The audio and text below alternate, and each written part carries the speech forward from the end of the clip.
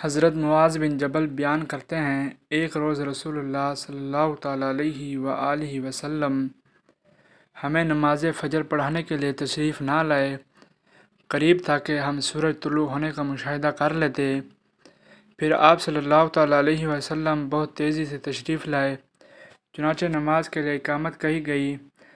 رسول اللہ صلی اللہ تعالیٰ علیہ وآلہ وسلم نے اختصار کے ساتھ نماز پڑھائی۔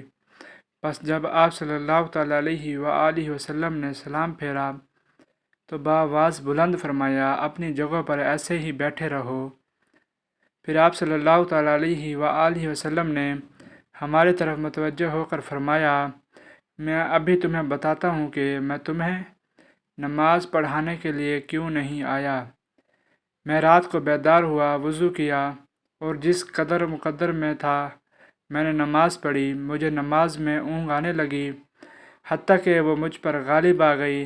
تب میں نے اپنے رب تبارک و تعالیٰ کو بہترین صورت میں دیکھا۔ چنانچہ اس نے فرمایا، محمد، میں نے عرض کیا، میرے رب حاضر ہوں۔ فرمایا، فرشتے کس چیز کے بارے میں بحث و مباحثہ کر رہے ہیں؟ میں نے عرض کیا، میں نہیں جانتا۔ اللہ تعالیٰ نے 3 مرتبہ ایسے فرمایا۔ آپ صلی اللہ تعالیٰ علیہ وآلہ وسلم نے فرمایا، میں نے اسے دیکھا کہ اس نے اپنا ہاتھ میرے کندھوں کے درمیان رکھا، حتیٰ کہ میں نے اس کی انگلیوں کے پوروں کی ٹھنڈک اپنے قلب و صدر میں محسوس کی، اور میرے سامنے ہر چیز واضح ہو گئی اور میں نے پہچان لی۔ پھر رب تعالیٰ نے فرمایا، محمد، میں نے عرض کیا، میرے رب میں حاضر ہوں۔ فرمایا، مقرب فرشتے کس چیز کے بارے میں بحث و مباحثہ کر رہے ہیں؟ میں نے عرض کیا، گناہ مٹا دینے والے اعمال کے بارے میں۔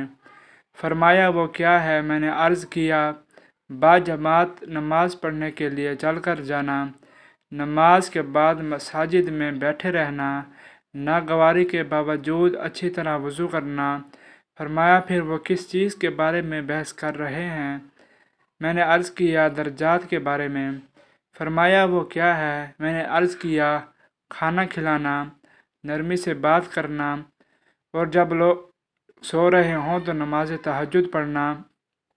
فرمایا، کچھ مانگ لیں۔ آپ صلی اللہ تعالیٰ علیہ وآلہ وسلم نے فرمایا، میں نے عرض کیا، اے اللہ، میں تجھ سے نیک اعمال بجا لانے، برے کام چھوڑ دینے اور مساکین سے محبت کرنے کی توفیق مانگتا ہوں، اور یہ کہ تو مجھے بخش دے اور مجھ پر رحم فرما، اور جب تو کسی قوم کو فتنے سے دوچار کرنا چاہے تو مجھے اس میں مبتلا کیے بغیر فوت کر دینا۔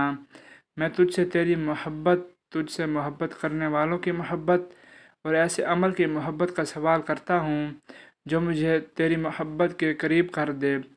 پھر رسول اللہ صلی اللہ تعالیٰ علیہ وآلہ وسلم نے فرمایا، یہ خواب حق ہے، پس اسے یاد کرو اور پھر اسے دوسروں کو بتاؤ۔